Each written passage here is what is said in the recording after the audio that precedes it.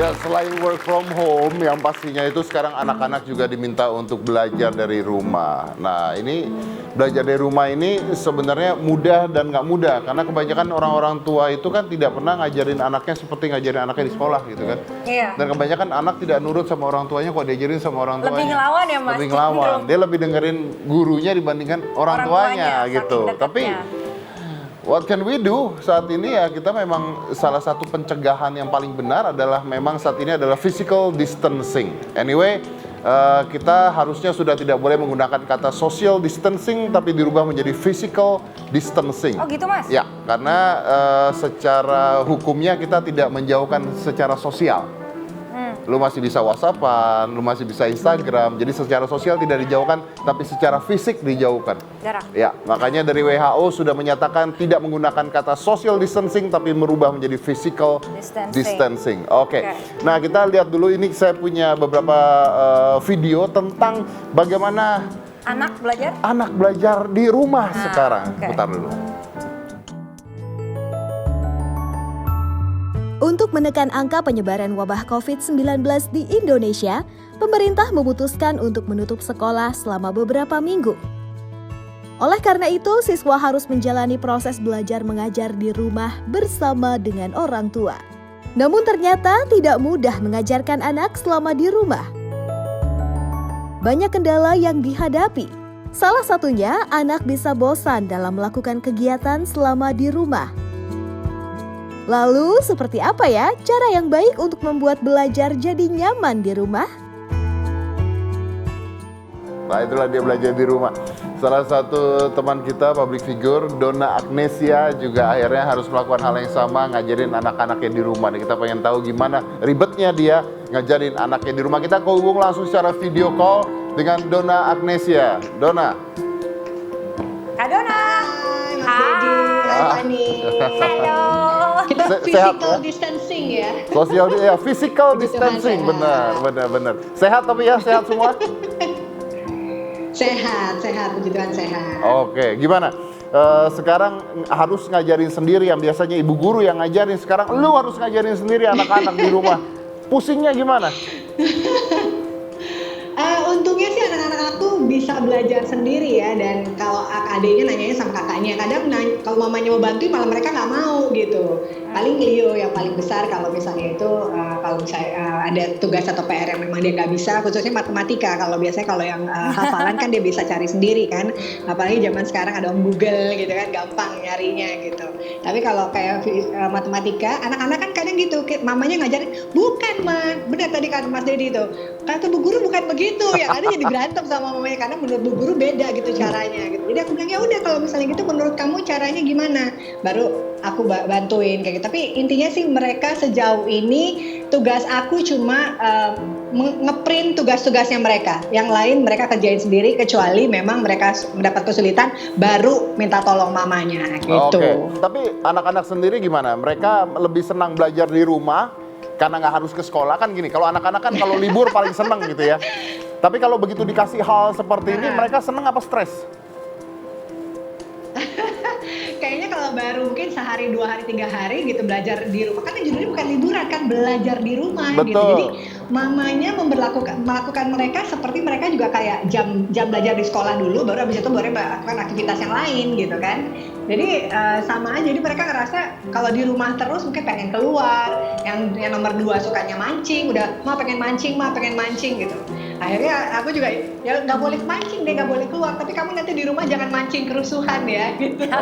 Iya, memang intinya anak-anak harus banyak kegiatan sih biar mereka juga nggak boring ya. Mau nggak mau mamanya harus cari kegiatan, mamanya harus lebih sering masak, bikin cemilan gitu biar mereka juga ada yang dilakukan gitu di rumah. Lu sendiri masih keluar nggak? Lu sendiri masih keluar nggak? Bekerja misalnya harus. Enggak, terakhir kerja itu 14 Maret, setelah itu udah di rumah aja. Setelah itu di rumah aja? Keluar sih, keluar taman gitu depan, jalan pagi gitu. Tapi Makanan, nggak keluar naik mobil. Makanan segala gimana makanan?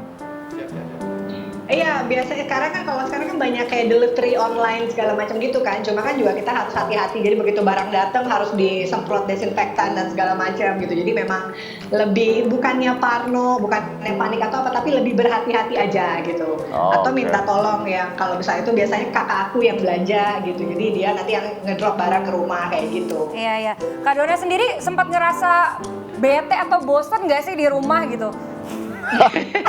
Aku orang rumahan loh, Cie. Nah, tapi memang sebenarnya kan harusnya aku tanggal 22 ini berangkat ke Yunani kan, ada traveling sampai tanggal 27. Jadi akhirnya mau nggak mau beberapa kegiatan harus di-cancel karena memang mau nggak mau harus stay di rumah gitu. Tapi intinya sebenarnya selama di rumah kita bisa melakukan sesuatu ya intinya bareng sama anak-anak sih nggak masalah lah kalau buat aku.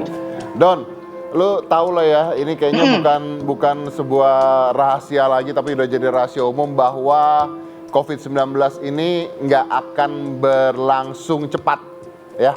Jadi ini pasti bulanan, bahkan katanya vaksinnya aja paling cepat 18 bulan gitu kan. Nah, gimana? Lu siap nggak kalau berpikir bahwa wah gila kalau gue sampai setahun ngajarin anak di rumah? Nggak kebayang sih kalau bisa dikirim sampai setahun ya.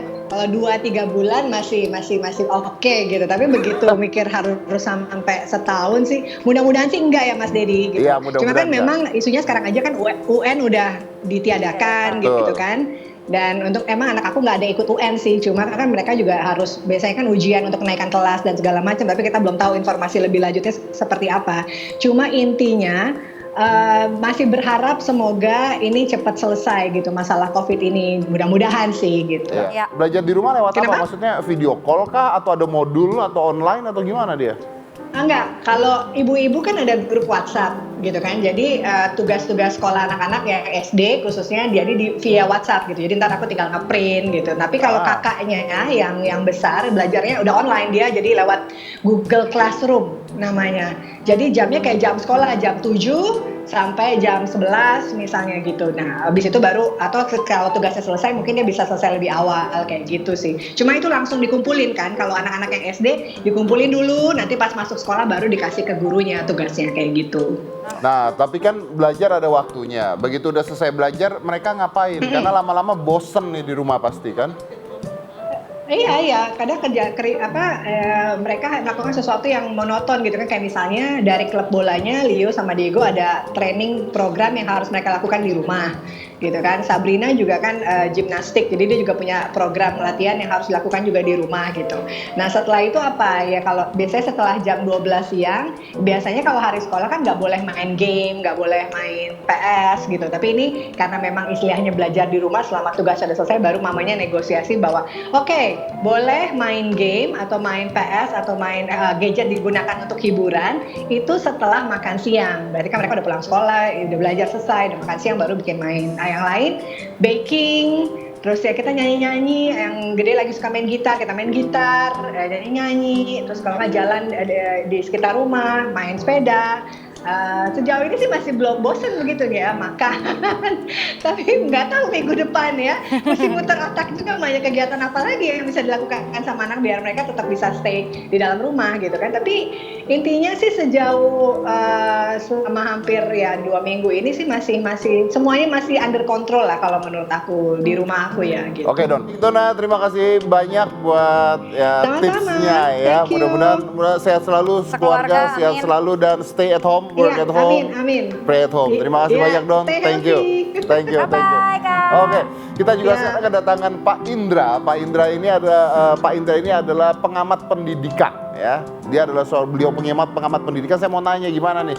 Efektif tidak sebenarnya dengan belajar dari rumah? Langsung aja, ini adalah Pak Indra Karismi Haji. Oke Pak, silakan duduk. Kita akan langsung ngobrol, tapi nanti bertanya tentang efektif apa enggak siswa belajar di rumah. Selain satu ini jangan mana-mana, tetap di Hitam Putih.